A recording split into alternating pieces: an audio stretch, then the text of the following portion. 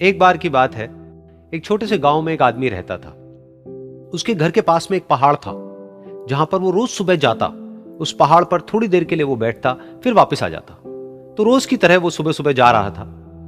पीछे से उसका छोटा सा बेटा आया। उसने आकर के उसका हाथ पकड़ लिया और कहा कि आज मैं भी आपके साथ चलूंगा। उसने पहले तो उसको थोड़ा सा समझाया और मना किया। कहा कि जो रास्ता है वो बहुत ही छोटा है और चढ़ाई बहुत ज्यादा है, तो तुम मेरे साथ नहीं चल पाओगे। लेकिन फिर जब उस बेटे ने जिद करी तो पिता मान गया। तो दोनों पहाड़ पर चढ़ने लगे। पिता ने बेटे का हाथ कस के पकड़ा हुआ था। लेफ्ट साइड में पहाड़ थे, राइट साइड में खाई थी और रास्ता बहुत ही छोटा था। और वो पहाड़ की चोटी तक पहुंचने ही वाले थे, तभी रास्ते में एक बड़ा सा पत्थर आया। क्योंकि पिता उस रास्ते पर रोज आता था, तो उसको पता था कि वहां पे पत्थर है, तो वो साइड से निकल गया। लेकिन जो बेटा था उसका ध्यान कहीं और था, तो उसका घुटना जा करके उस बड़े से पत्थर पर टकरा गया। तो फिर उस बच्चे के मुंह से एक चीख निकली। और जैसे ही वो चीखा, उसकी आवाज उन पहाड़ों में गूंजने लगी। इससे पहले उस बच्चे ने कभी भी अपनी आवाज की गूंज नहीं सुनी थी, तो उसे समझ नहीं आया कि क्या हो रहा है। वो अंदर से थोड़ा सा घबरा गया। उसे लगा कि शायद कहीं कोई है जो छुप करके उसको देख रहा है और उसका मजाक उड़ा रहा है। फिर उस बच्चे ने बोला, कौन हो तुम? कौन हो तुम? तो जब उस बच्चे ने इस गूंज को सुना, उसे गुस्सा आ गया। उसे लगा कि कौन है ये जो मेरा मजाक उड़ाए चले जा रहा है। फिर उसने गुस्से से कहा, मैं तुम्हें छोड़ूंगा नहीं। और फिर जैसे ही उसने इस गूंज को सुना, वो घबरा गया। उसके पिता समझ गए थे कि क्या हो रहा है।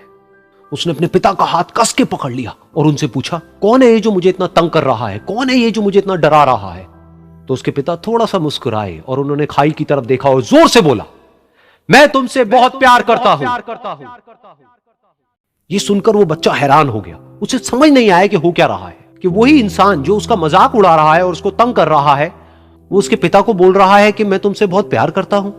तो उसके पिता ने अपने बेटे को देखा और वो समझ गए कि उसके मन में क्या चल रहा है। और फिर दोबारा उन्होंने बोला, तुम बहुत अच्छे हो।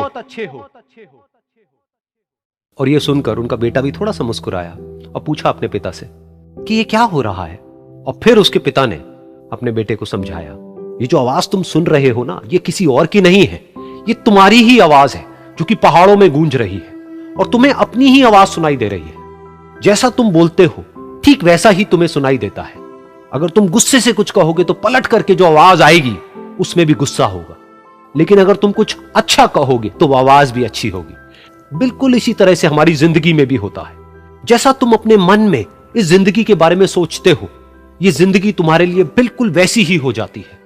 अगर तुम मन ही मन अपने आप को ये बोलते रहोगे कि मेरी जिंदगी तो बहुत ही बुरी है, तो तुम्हारी जिंदगी सच में बुरी हो जाएगी।